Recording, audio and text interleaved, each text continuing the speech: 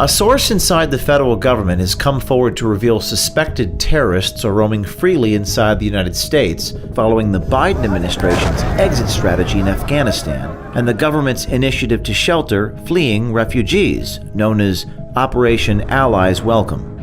I am so proud of what we were capable of doing and what we did in Operation Allies Welcome. We have evacuated nearly 28,000 people on both U.S.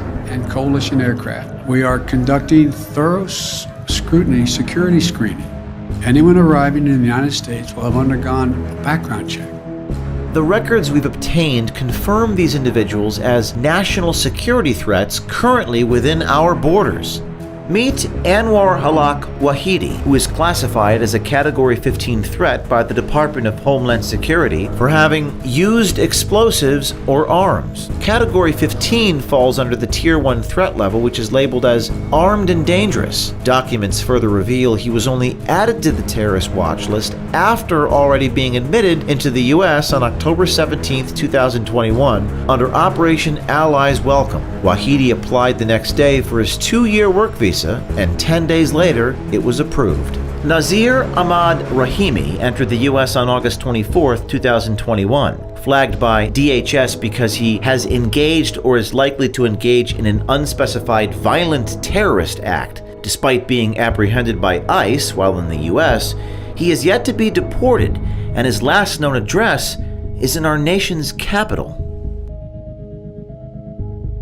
Ismail Jarrah arrived in the U.S. on August 31, 2021. Less than a month later, he was re-added to the terror watch list as a Category 15 for having used explosives or arms. Since then, his work visa has been approved. Tassinullah Wafa Manazil was paroled into the U.S. on October 14, 2021. The next day, he was re-added to the terror watch list as a Category 7 threat if enters the U.S., and also approved for his 2-year work visa. Iqbal Alakoze was arrested in Afghanistan on December 11, 2014 and charged with murder. But that didn't stop him from being paroled into the U.S. on August 25, 2021. Records indicate ICE dismissed his case, saying it, quote, does not meet ICE enforcement priorities, unquote. He remains in the U.S. and his work visa is pending. This doesn't even begin to scratch the surface. Those we've investigated are just a small sample size, all of whom still remain within our borders. Our source inside the federal government has identified numerous cases involving people who pose national security risks. This begs the question, how could this be happening? I am so proud, so proud of what we were capable of doing and what we did in Operation Allies Welcome. Thousands of our Afghan allies paroled into the United States swiftly received employment authorization. We're also continuing to work with the State Department to improve the efficacy, integrity, security, and transparency of the U.S. refugee admissions program, which, as you know, was almost dismantled over the last 4 years.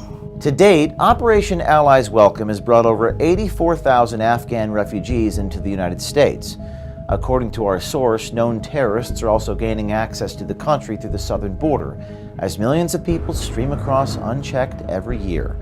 Our federal agencies are clearly aware of the crisis, yet seem to prioritize accelerated vetting over the security of Americans. This is only the beginning of our investigation. Stay tuned.